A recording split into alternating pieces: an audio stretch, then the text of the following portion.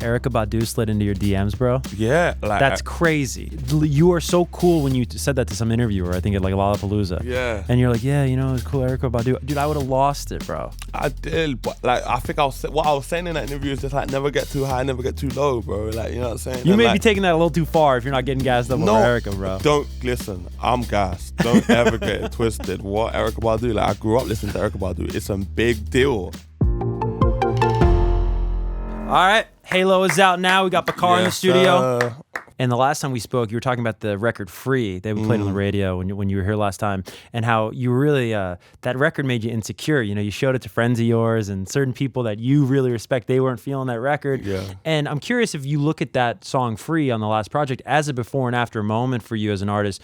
Did you find you were more carefree on this album? For sure. Yeah, I did actually. I did. There was like a less of a urge to be perfect on this record. We are like low-key perfectionists, and we you know, we can spend forever, and like being able to let go of things at certain stages is such a like a superpower, you know? Like, it's literally a superpower. It's such a great trait to have, because it's like, it taught me to just like almost not be overly invested in whether something's good or bad, you know? Like, I'm like, if it comes from me, then that's the thing. In a sense, like, I hope I'm articulating it in the right way, but it's like, in it, like, not being so caught up in what's good or bad, and trusting that what I make is what I make. It's not unlike photography, right? Where it's like the photo's the photo. It captures a moment, right? It freezes a moment in time. And then, you know, you might look at a photo and go, oh, I hate how my shoulders look, or that weird thing my nose is doing. But then over time, you grow an affinity for that photo because it encapsulates this moment that is authentically you. Yes. And that seems like kind of where you're operating from on this album, where it's like, love it, hate it. Maybe it's not perfect, but that wasn't the point. But this is a moment in my life. Yeah, and like, you know, I remember writing on the board, like, we had a whiteboard, and I remember one of the main things I wrote on that board was, we're only going to edit songs 5%. Definitely. Now, I know getting out of your comfort zone, I mean, that was a theme that was present in your mind last time you were here, when we were talking about the last record. And is that something that was paramount for you going into Halo? I think it's something paramount that needs to be present in everything I do, from live to recording to writing to just life in general. Like, I really have a deep yearning of the unknown. Like, I really do, and I want to feel uncomfortable, and I want to try new things. And, you know, I let other people come in on this record to help to write songs with me, you know, that I'd never done. People that weren't even that experienced in it, people that I just trusted, and I knew that they were talented enough. I got to ask you, speaking of collaborations, how did the Summer Walker collab come about? The Summer Walker collab came about because I'm a big fan of Summer, and I just love her music a lot. And to me, she represented so much of what I wanted that song to be about. And I think she's just fearless. And like, honestly, if it wasn't her, there would be no remix. There would be no other version. It was her or nothing. She's from Atlanta. When I listen to her, I'm a huge R&B fan. Yeah. She reminds me of the soulfulness of the R&B music that I grew up on. I mean, one of your earliest memories is Toni Braxton, right? For sure. Aaliyah's album, etc. And she really, like, I think more so, with all due respect to other R&B acts, she really sort of emotes that soulful throwback energy, which has to be some of your earliest music memories. So I think that's just so cool. And also just truth. Like, I think like we believe her. I think we believe what she says more than all the other ones. Like, you know, and that's not to discredit anyone else. Like you said, I just think we believe her more because it just feels like, and it is so true, you know, and like, and in that sense, like, there's an Amy Winehouse-ness to that really appeals to me. I got Amy Winehouse tattooed on me.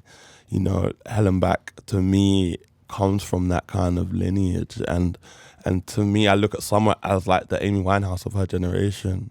I love that about her. And so I thought she represented something so great and still represents something so great.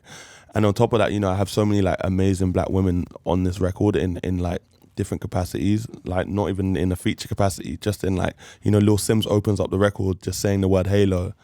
Another friend of mine, she's a photographer, Renelle Medrano. She's from New York. She did the Kendrick cover. She's one of the best photographers on planet Earth right now. One of the most in demand. Anyway, and she's on the start of I'm Done talking. Another great friend of mine, Mona Tugard, one of the biggest supermodels on planet Earth right now, is on the end of Right Here For Now.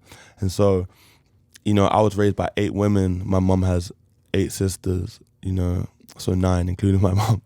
And so, like, you know, it's just like there's loads of, you know, great, strong black women around me. And so it's always important to just like sprinkle those layers to a record, you know, those like additional bits that maybe me and mine only really get to know, like, or like can appreciate the level of layers that is. But it's cool, you know. I'm always like that, you know. Like even on Nobody's Home, it's like I had the choir moments, and like I said, my mom had 8 sisters. I made sure the choir had 8 women.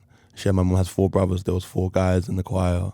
So it's just like these little bits that I get off on, you know, like they're just cool little like comic-y things that I like to do. Well, while we're talking about strong black women, I got to ask you about Erykah Badu slid into your DMs, bro. Yeah. Like that's crazy. Yeah. And you say you're cool, like you could be cool, like literally reading the phone book with your voice and your fashion. But you are so cool when you said that to some interviewer, I think at like Lollapalooza. Yeah. And you're like, yeah, you know, it's cool, Erykah Badu. Dude, I would have lost it, bro. I did, but like I think what I was saying in that interview is just like never get too high, never get too low, bro. Like, you know what I'm saying? You and may like, be taking that a little too far if you're not getting gassed up over Erykah, bro. Don't listen. I'm gassed. Don't ever get it twisted. What Erykah Badu? Like I grew up listening to Erykah Badu. It's a big deal. Now Erykah hitting me up and telling me that she loved my sound, and you know, I just love when people get it, because and talking about, you know, the black alt, you know, and like being a black alternative artist, like who better to do that, and like changing the landscape of what that even looked like, you know, and almost like birthing a genre in her own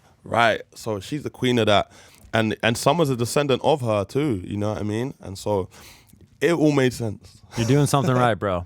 Thank you. Now I wanted to actually ask you about the songs on this new record, and it's tough because, you know, to use an analogy for the viewer watching this that doesn't make music, you know, we all have a first love, right? You have this a puppy love, your high school or middle school sweetheart, right? And as an artist, I imagine that first song that really gives you the confidence, like for you, is Sharing is Caring, right? Yes.